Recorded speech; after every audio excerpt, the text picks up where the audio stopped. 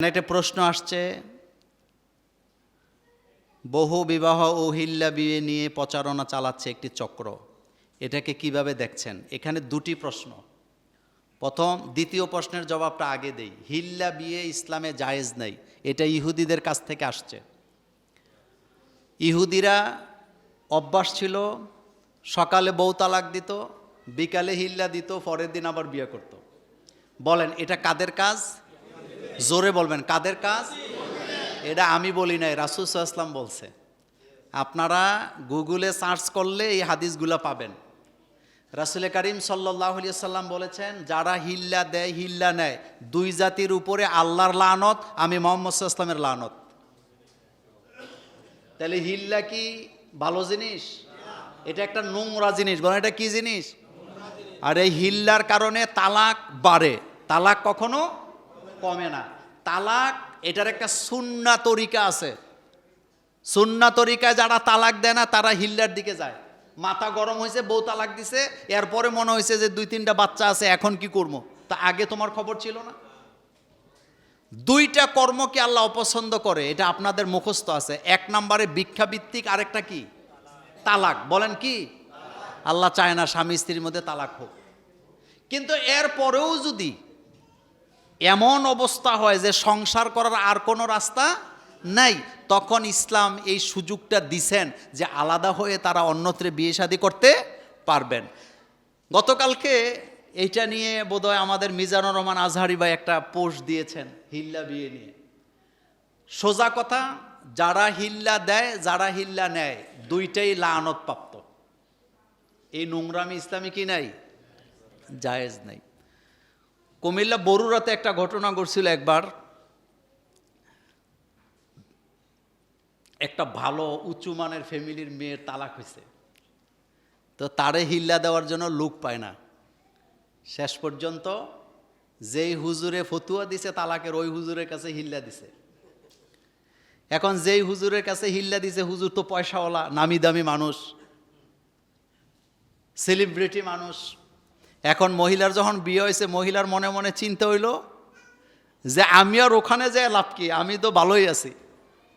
এখন মহিলা তালাক নিতে রাজি না, আর হুজুরও তালাক দিতে রাজি না। আমও গেছে, কথা আসতে, আমও গেছে। কুমিল্লা মুরাদনগরে এমন একটা ঘটনা ঘটছিল, একটা সোজা সাপটা লোকের কাছে হিল্লা দিছে। তো দুনিয়াতে আমরা যাদেরকে সোজা সোজা সাপটা বলি, এটা আপনাদের এই এলাকার ভাষা কি বেফতার টেফতার এরকম কিছু বলে নাকি? তো বেফতার মনে করে তার কাছে হিল্লা দিছে। কিন্তু আপনি বলেন তো, হেতে বোবা হোক, বেফতার হোক, যা ইচ্ছা তা হোক, ওই জায়গায় কয় নাম্বার? ও কথা আসতে কয়, ওই জায়গায় কয় নাম্বার? এখন সুন্দরী মাইয়ারে হেতের কাছে হিল্লা দিছে, হেতে তালাকও দেয় না, হেতে আমারে মারো, কাটো, জব করো, আমি বউ ছাড়তাম না। ফাইজলামের একটা সীমা আছে। যে সমস্ত মোল্লারা এ ধরনের ফতুয়া দেয় যে তালাকের পরে হিল্লা দিয়া কন্ট্যাক্ট করে আরেক জায়গায় বিয়ে দিয়া সময় নির্ধারণ করে আবার ফেরত আনে, তারা মোল্লা না, তারা হলো জাতির শত্রু, ইসলামের শত্রু। ইসলামটাকে তারা কলঙ্কিত করে ছেড়ে দিচ্ছে। রাসূল সাল্লাল্লাহু আলাইহি ওয়াসাল্লাম কি বলছে এটা আমার জন্য ফতুয়া, কোন বেটা কি বলছে ওইটা আমার জন্য ফতুয়া না। দলিল হলো কোরআন হাদিস। বলেন দলিল কি? রাসূল বলছে হিল্লা জায়েজ নাই, সোজা কথা জায়েজ নাই। কিসের হিল্লা দাও তুমি? এরপরে প্রথম অংশে যেটা বলছে, বহু বিবাহ, বহু বিবাহ এটা প্রচার করার জিনিস না, এটা ডাকডোল বাজানোর জিনিস না। আপনার প্রয়োজন হয়েছে যে কোনো কারণে দ্বিতীয় বিয়া, তৃতীয় বিয়া করার প্রয়োজন হয়েছে, আপনি করবেন, কিন্তু ডাকডোল বাজাইতে হবে কেন? এগুলা যারা করে তারাও জাতির কি? তাদের কারণে যারা ডাকডোল বাজায়, তাদের কারণে বহু ফ্যামিলিতে এখন ঝামেলা। আপনি বিয়ে করছেন, আপনার তৌফিক আছে, এত ডাকডোলের দরকার কি?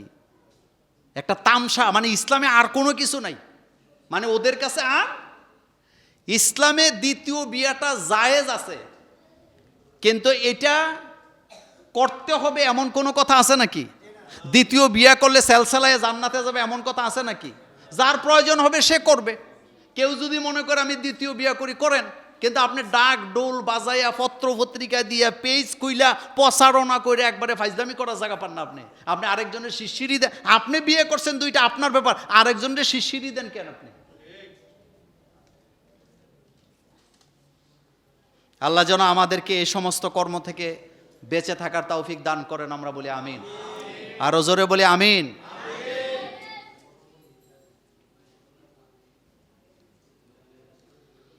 ভারত কেন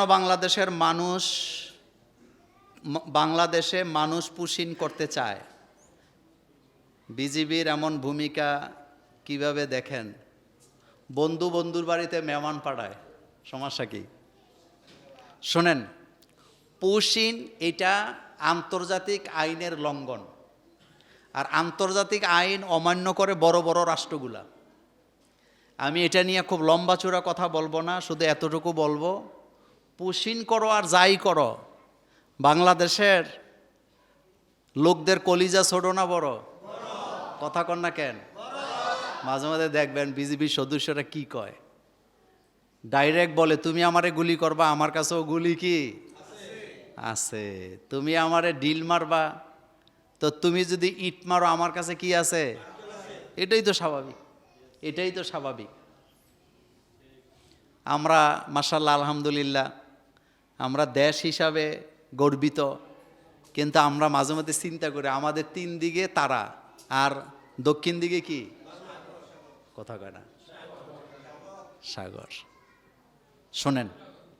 শুনেন, আপনি পাশের বাড়ির লোক ছাড়া চলতে পারবেন না, আবার পার্শ্ববর্তী রাষ্ট্র ছাড়াও আপনি চলতে পারবেন না, কিন্তু এইটার মধ্যে একটা বন্ধুত্ব থাকবে, ব্যবসায়িক সম্পর্ক থাকবে, লেনদেনও থাকবে, তবে সেটা ইনসাফের ভিত্তিতে থাকবে। আপনি শুধু আমারে জুলুম করবেন, আপনার বাড়ির ডালা আমার উপরে দিয়ে রাখবেন, এমনটা যেন না হয়, এমনটা যেন না হয়। সম্পর্ক বন্ধুত্ব কারে কয়? গুলি করে মারা এটা কি বন্ধুত্ব? মানুষ পুশিন করা এটা কি বন্ধুত্ব? আপনার দেশের মানুষ পাগল ছাগল ধরে না আপনি ঠেলা দিয়ে আমার বাড়িতে ঢুকে করলেন, এটা তোমার বাড়ির লোক, তো কইলেই কি আমার বাড়ির লোক হয়ে যাবে? ব্যাপারটা কি এমন না। সুতরাং এগুলা যারা করে নিজেরাই বিপদে পড়বে। দেখেন না, ভারত বর্তমানে বা পৃথিবী থেকে বিচ্ছিন্ন একটা রাষ্ট্র, কেউ তাদের গণে না।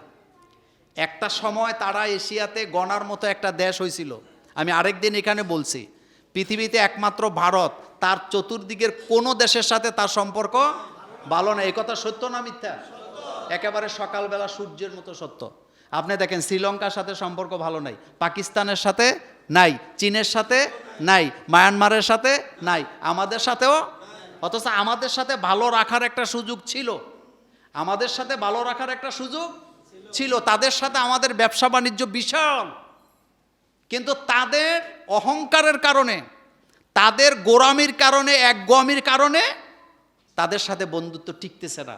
পশ্চিমবঙ্গে এখন যে ছাগলটা ক্ষমতায় আইছে, ছাগল কেনে বললাম, এই ছাগল তো বাংলাদেশের ব্যাপারে হেতের মাথায় এখনো ঘুরে অখণ্ড ভারত, অখণ্ড। তো 47-এ এটা মনে আসছিল না, অখণ্ড ভারত। আবার মজার ব্যাপার হলো, যে সমস্ত লোকদেরকে সে বাংলাদেশি বলে পুশিন করে, তার দেশের পত্রিকা রিপোর্ট করছে তার নিজের দাদা দাদি বাংলাদেশের, বরিশাল। বলেন কোন জায়গা? মানে আমার দেশের বীজ ওখানে গেছে, এখন এটা উল্টা পাল্টা করতেছে। কথা কি বুঝে আসছে? সুতরাং নিজের নাবিকে যারা অস্বীকার করে তারা কি খুব ভালো মানুষ? প্রশ্ন আসছে, লালন শাহর মাজারে মাদক মুক্ত করার দাবি আমির হামজার, এটা কিভাবে দেখছেন? মাজারগুলা 2টা জিনিস মুক্ত হইতে হবে। 1 নাম্বার কুমির, গজাল মাছ, এরপরে কি কচ্ছপ, এগুলার মান্যত করা বন্ধ করতে হবে, কারণ আল্লাহ ছাড়া কারো নামে মান্যত করা জায়েজ। দেখছেন না কুমিরের লেগে কেমনে আরেক কুমিরে কান্দে। এই যে হেতে সাংবাদিক সম্মেলন করলো বা দাবি জানাইলো কুমিরটা ফেরত দেওয়ার জন্য, এইটা কি কুমিরের জন্য কুমির ফেরত চাইছে না নিজের ফেরের জন্য? মুরগি বন্ধ হয়ে গেছে, ছাগল আসা বন্ধ হয়ে গেছে, এখন হ্যাঁ চিন্তা হইলো কুমির ছাড়া তো আমার এগুলা আর ব্যবসা চলবে না। আমি মনে করি তার নামে একটা হত্যা মামলা হওয়া উচিত ছিল। কথা সত্য নেই? শিশু হত্যার দায়ে যদি আদ্দিন হসপিটালের লাইসেন্স বাতিল হতে পারে, তাহলে শিশু হত্যার দায়ে ওই খানজাহান আলীর মাজারে কুমিরও বন্ধ হতে হবে। প্রধান খাদেমকে হত্যা মামলা আসামি করা উচিত ছিল। আসামি করেন নাই বলে এখন গেউ গেউ করে কুমিরটা ফেরত দাও। তো কুমির দিয়ে তুই কি করবি? কুমির কি তুই খাবি নি বেটা? খান জাহান আলী রহমতুল্লাহ আলাই, ওনার অবদান আমাদের দেশে আসেনি? ইসলাম প্রচারে আছে না? কত সুন্দর মসজিদ বানায় গেছে, আর এখন কুমির একটা দিয়ে ব্যবসা করে। ওনার আমলের যেই সবাই সাক্ষী দিছে, কালো পাহাড় দলা পাহাড় এগুলো এখন আর নাই। এটারা সুন্দরবনতে দৈরে আনছে মূলত ব্যবসা করার জন্য। তো যাই হোক, আর 2 নম্বরে মাজারে বন্ধ হইতে হবে গাঁজা। প্রত্যেকটা মাজারের আশেপাশে গাঁজা টানে, আর যারা টানে তারা গাঁজারের নেশাই কয় না, তারা কয় এটা বলে সবজি, সিদ্ধি। কি কয়? এ কথাটা সত্য নেই? চিন্তা করেন। আর বাংলাদেশে ছেঁচড়া চুরি যেগুলা হয়, ছিনতাই যেগুলা হয়, মূলে কি বলেন তো? নেশা। মূলে কি? বাংলাদেশে যতগুলা ছেলে ছিনতাই করে সবগুলা ছেলে এডিক্টেড, সবগুলা নেশা করে। ভালো মানুষ, কমন সেন্স ভালো আছে, সে কখনো কি করে না, ছিনতাই করতে পারে না।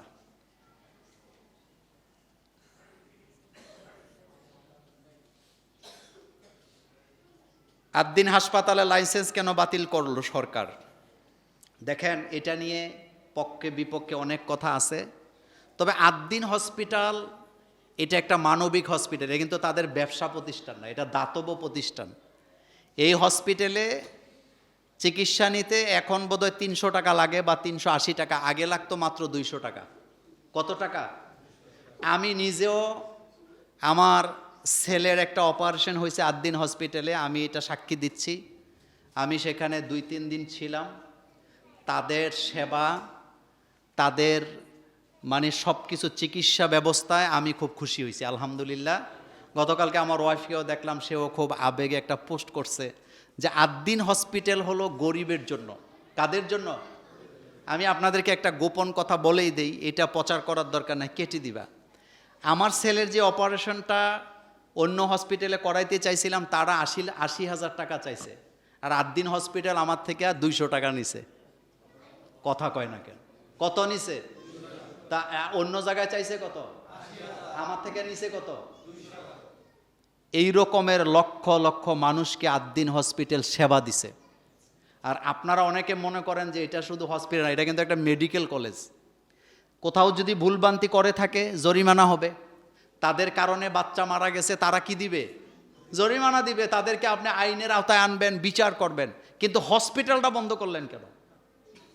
এটা একটা মেডিকেল কলেজ, এখানে ছেলে মেয়েরা লেখাপড়া করে।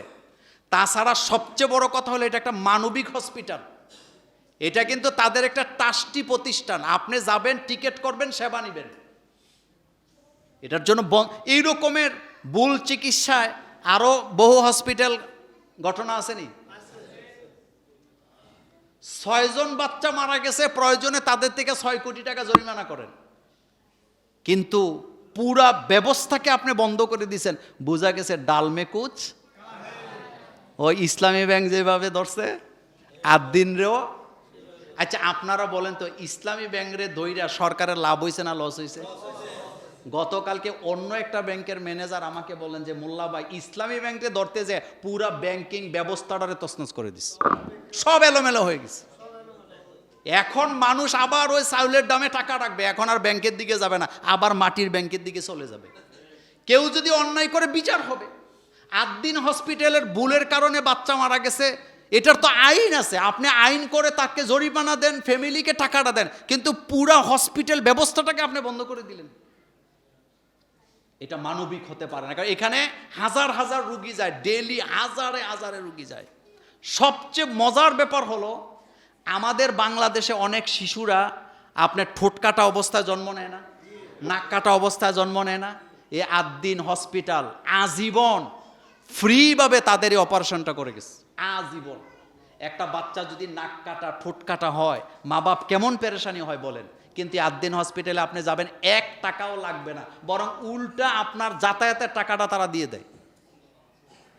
আর আপনি এমন একটা হসপিটাল বন্ধ করে দিলেন। এগুলা করে খুব বাহাবা পাবেন, ভালো কিছু করতে পারবেন, এটা এত সোজা না। আজকে ইসলামী ব্যাংকে ধৈরা নিজেরা যে বিপদ লাগাইছেন অর্থনীতিতে, মানুষেরা সব টাকা গণহারে ব্যাংক থেকে উঠে নিতেছে। সেম আপনি করলেন, অথচ বাংলাদেশে এমন এমন হসপিটালের বিরুদ্ধে অভিযোগ আছে যারা 6 দিন আগে মানুষ মারা গেছে, 6 দিন পর্যন্ত আইসিইউতে রাইখা টাকা আদায় করছে, লাশ দেয় না টাকা ছাড়া। এরকমের অমানবিক হসপিটাল বাংলাদেশে আছে না নাই? তো কই, তাদের বিরুদ্ধে তো কোনো খোঁজ খবর নাই। বুঝা গেছে এখানে কোনো একটা জায়গায় মানে কোনো একটা কিছু কি আছে। আল্লাহ যেন আমাদেরকে প্রতিহিংসা থেকে রক্ষা করেন, আমরা বলি আমিন। আমি আমার অভিজ্ঞতা থেকে বললাম, আপনিও যদি যাইতেন আপনিও ফ্রি, এখানে কোনো টাকা লাগে না চিকিৎসা নিতে, আমি নিজে সাক্ষী। আজকে আর না, সময় অনেক চলে গেছে, একটা প্রশ্নের জবাব দিয়ে দেই। ব্রাজিল আর্জেন্টিনার পতাকার জন্য এত আবেগ, কিন্তু ইসলামী পরিচয়ের প্রতি উদাসীন কেন? শোনেন, খেলার প্রতি মানুষের একটা যোগ সবসময় আছে না? কথা কয় এত আস্তে কোন কেন? বাংলাদেশে খেলা দেখে না এমন পরিবার আসেনি? হ্যাঁ, সবাই দেখে, আমরাও তো দেখি। খেলা দেখে না এরকম আছে? ইসলামে খেলা জায়েজ আছে কয়টা শর্তে? 3টা। অশ্লীলতা থাকতে পারবে না, জুয়া থাকতে পারবে না, খেলা নিয়ে জুয়া ধরে এরকম আসেনি? শরীর চর্চার জন্য খেলাধুলা ইসলামে জায়েজ না? না জায়েজ? কিন্তু খেলাটা যেন নেশা না হয়। আর ফুটবল খেলা নিয়ে ছোটকাল থেকে দেখতাম একটা উন্মাদনা আছে, এটা যে নাই অস্বীকার করার কি নাই, জো নাই। সবার ছেলে মেয়েরাই খেলা দেখে, আমরা যারা ওয়াচ করি আমাদের ছেলে মেয়েরাও দেখে। দেখে না? আমি মিথ্যা কথা কেন বলবো? দেখে না? খেলা দেখে না? দেখে। খেলা দেখবে না কেন? কিন্তু আমার কথা হলো খেলা নিয়ে যেন জুয়া টুয়া না হয়। আর্জেন্টিনার পতাকা লাগাইবো, ব্রাজিলের পতাকা লাগাইতে যায় মানুষ মারা যায়, এরকম ঘটনা আসেনি? আমি গত জুমায় বলছি, বলেন তো আর্জেন্টিনা ব্রাজিল এটা কি এশিয়া না দক্ষিণ আমেরিকা? তো খেলা হইতেছে দক্ষিণ আমেরিকা, আপনি এনে মারামারি করেন কেন? আপনি দলাদলি করেন কেন? আপনি এগুলাতে কান দিতেছেন কেন? এটা যেন নেশায় পরিণত না হয়। আর আমরা হুজুররা ইচ্ছা করলে খেলা দেখা মানুষের বন্ধ করে দিতে পারবো? এত সোজা। কিন্তু অশ্লীলতা যেন না ছড়ায়, অশ্লীলতা যেন না ছড়ায়, এটার দিকে খেয়াল। নেশায় যেন পরিণত না হয়, খেলা যেন আমাকে আল্লাহ থেকে দূরে সরায় দিতে না পারে। যতটুকু পারেন হেফাজতে থাকার চেষ্টা করবেন। আল্লাহ পাক আমাদেরকে বুঝার তৌফিক দান করুক, আমরা বলি আমিন। আসসালামু আলাইকুম ওয়া রাহমাতুল্লাহ।